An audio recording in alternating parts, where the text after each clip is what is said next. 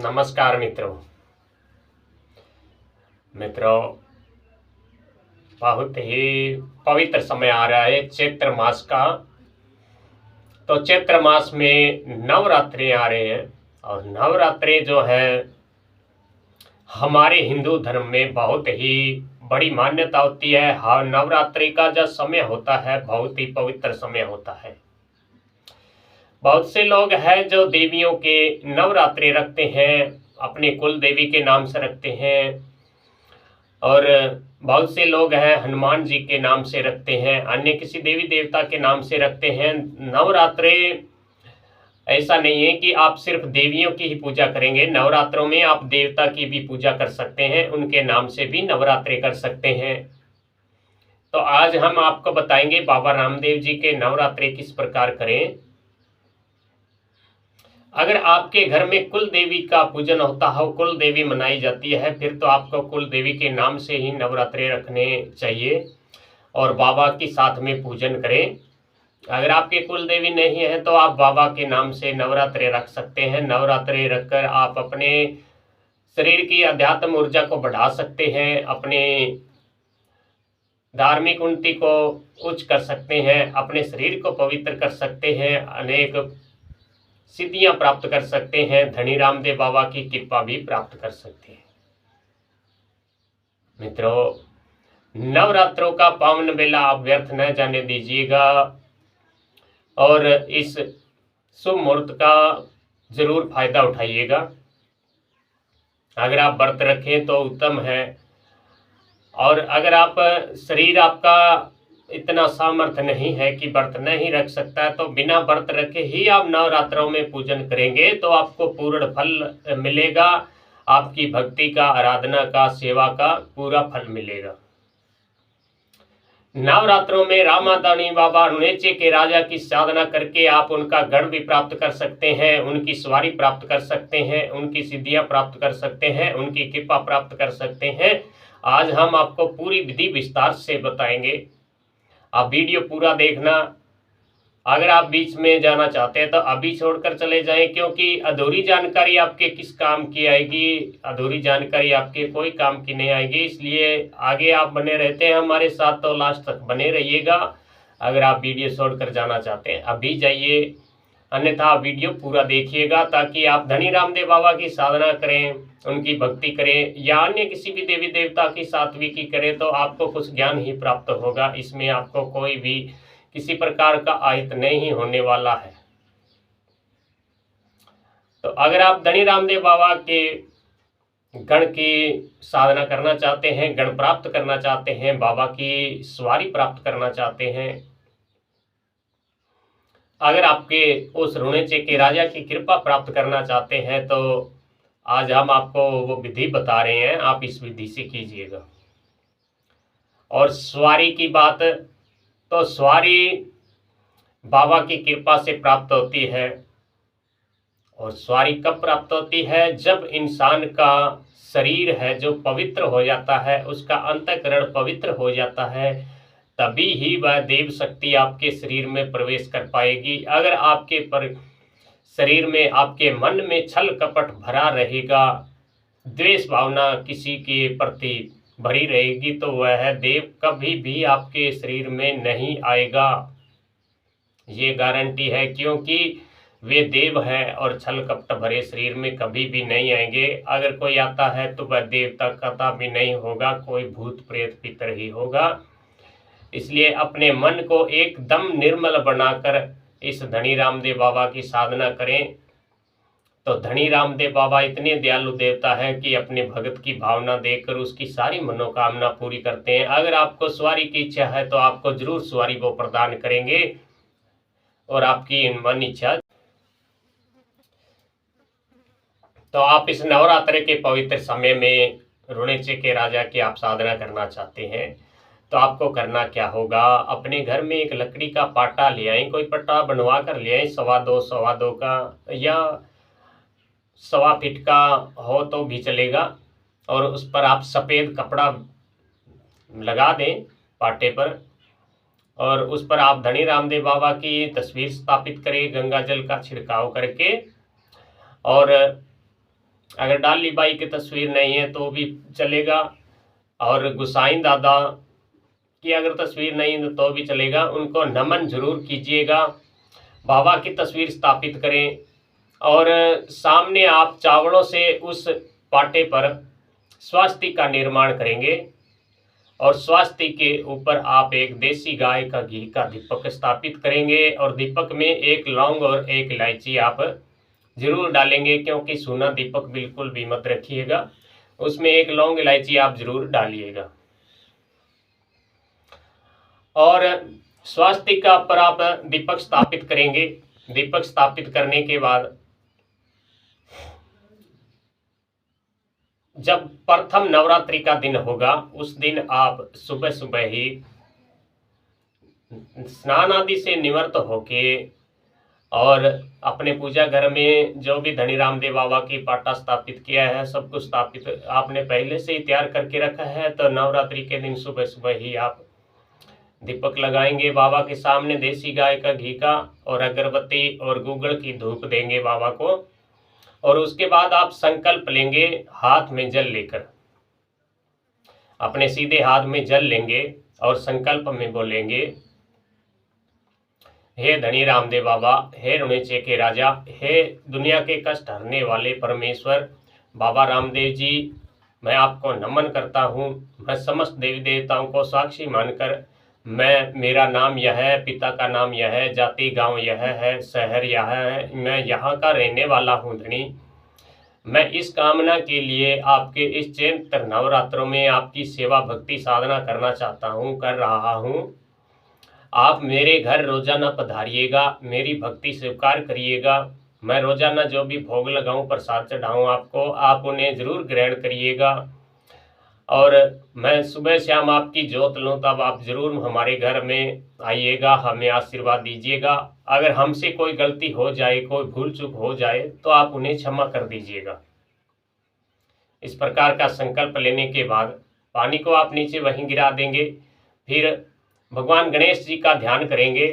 ओम गंग गणपते नमः, जय गणाधिधीश, ओम गणेशाय नमः, ओम गजानन भूत गणादि सेवितम, कपित जम्बू फलचारु भक्षणम, उमा सुत शोक विनाशकारकम, नमामि विघ्नेश्वरम, वक्रतुंड महाकाय कोटि सूर्य संप्रभम, निर्विघ्न करूं मैं देव, सर्व कार्य सर्वदा। भगवान गणेश जी को ध्यान करने के बाद अपने गुरु के चरणों में शीश नुआएंगे। गुरुर्देवो गुरुर्देवो गुरुर्देवो। गुरु जी को नमन करने के बाद आपके स्थान देवता, ग्राम देवता को प्रणाम करेंगे, और अपने कुल देवता, कुल देवी को प्रणाम करेंगे। फिर परमपिता परमेश्वर को प्रणाम करके भगवान शिव के चरणों में वंदना करेंगे, क्योंकि जितने भी मंत्र साधनाएं, तंत्र साधनाएं हैं, भगवान शिव की कृपा से ही इनका प्रादुर्भाव हुआ था, और भगवान शिव की कृपा से ही सिद्धियां मिलती है। और उसके बाद भगवान रामदेव जी को प्रणाम करेंगे, डाली बाई को प्रणाम करेंगे, और गोसाई दादा को प्रणाम करेंगे, और बाबा के गुरु बालीनाथ जी के चरणों में नमन करेंगे। हरजी भाटी रत्ना रायका को प्रणाम करेंगे। बाबा के समस्त परिवार को प्रणाम करके आप अपनी साधना शुरू करेंगे। जो भी मंत्र है, चाहे आपके पास बाबा के 5 शब्द हो, अन्य कोई मंत्र हो, चालीसा हो, भजन हो, चाहे आप किसी प्रकार धनी रामदेव बाबा की सेवा साधना करें, तो आप साधना करें। कम से कम 1 घंटा या 1.25 घंटा तो बाबा के नाम से आप बैठे भजन करें। उनका मंत्र जाप, चालीसा पाठ जो भी हो आप जरूर करें। अगर आप 9 दिन अखंड दीपक जलाना चाहते हैं तो बहुत ही उत्तम बात रहेगी, आपको बहुत ही चमत्कारी लाभ मिलेगा। अगर आप 9 दिन पूर्ण रूप से अखंड दीपक जलाएंगे तो बहुत ही अच्छा रहता है। अगर आप नहीं जलाना चाहते हैं तो साधना के दौरान तो जरूर ही जलाइएगा, और गूगल धूप बाबा को अर्पण करिएगा।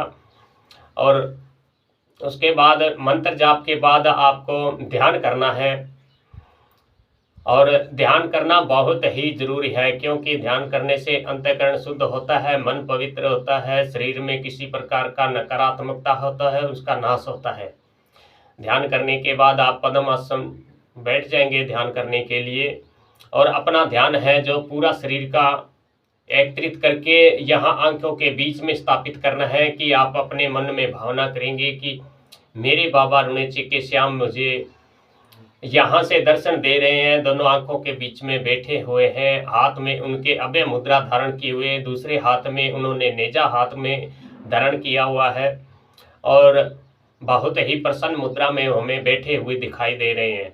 ऐसा आप अपने मन ही मन चिंतन करेंगे और ध्यान करेंगे, अपने सांसों पर ध्यान करेंगे। अगर आपका मन टिकता नहीं है तो आप शुरू में पहले ध्यान सांसों पर करें। जैसे आप सांस ले रहे हैं, पहली सांस छोड़ी है उस पर ध्यान करेंगे कि मैं सांस ले रहा हूँ, छोड़ रहा हूँ, ले रहा हूँ, छोड़ रहा हूँ।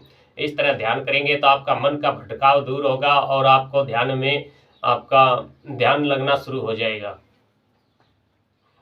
जब ध्यान में आपके रामदेव जी बाबा यहाँ स्थापित हो गए, आपको यहाँ दिखाई देना शुरू हो गए, तो आप समझ लेना आपको बहुत बड़ी सिद्धियाँ मिलनी शुरू हो गई है। उनकी शुरुआत हो चुकी है। धनी रामदेव बाबा ने टिकट काट दिए, अब आपको मंजिल तक जाने से कोई नहीं रोक सकता।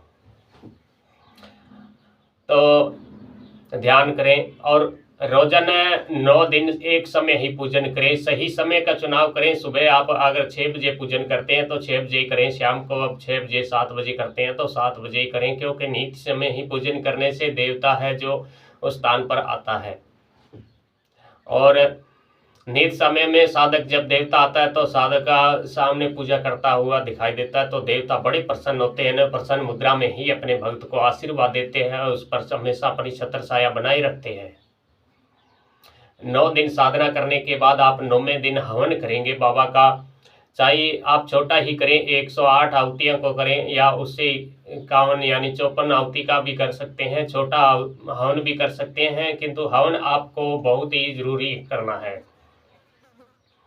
हवन करने से हमारे घर का वातावरण है शुद्ध होता है। किसी प्रकार की नकारात्मकता या कोई किसी का क्रिया कराया का दोष हो तो वह भी दूर होता है। हवन से बहुत ही उच्च कोटि का परिणाम प्राप्त होता है अगर हवन आप करते हैं नियम से।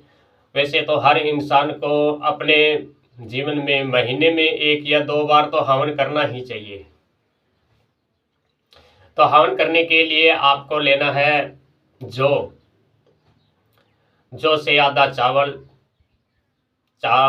और थोड़े तिल, काले तिल, चीनी, शक्कर और 12 जोड़े लौंग, 12 जोड़ी इलायची, कपूर, अगर, तगर और बाजार में जो हवन सामग्री है उससे भी ले सकते हैं। गाय का देसी घी का हवन ले सकते हैं, उसमें मिला सकते हैं हवन में गाय का देसी घी। और गाय के गोबर के उपलों पर ही आप हवन करेंगे, लकड़ी पर बाबा का हवन नहीं होता है।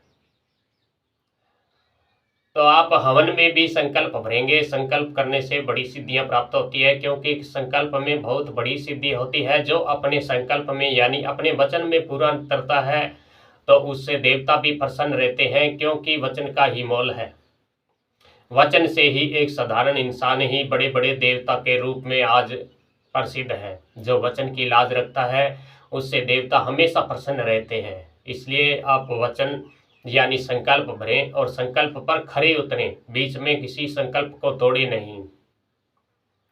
तो मित्रों, इस तरह आप 9 दिन साधना करें, 9वें दिन हवन करें और ध्यान अवश्य करें। और ध्यान के साथ साथ सुबह सुबह जब भी आप साधना को शुरू करें तो प्राणायाम करें। प्राणायाम करने से हमारे शरीर की जो भी गंदे विचार हैं उनका नाश होता है। प्राणायाम करने के लिए आपको इस नाक से सांस को लेना है और अंदर जितनी भी देर रोक सके उतनी देर रोकें और उसके बाद उस सांस को छोड़ दें। तो इस क्रिया को आपको 5-6 बार जरूर करना चाहिए। प्राणायाम करने से बहुत ही साधना मार्ग में उच्चतम प्राप्त होती है। कोई भी विघ्न बाधा नहीं आती है। जो प्राणायाम करता है उनके साधना में कोई विघ्न बाधा नहीं होती है, क्योंकि प्राणायाम करने से हमारे शरीर में किसी भी प्रकार की गंदगी पड़ी हो उसका नाश हो जाता है। जब ऐसे आप प्राणायाम करते हैं कि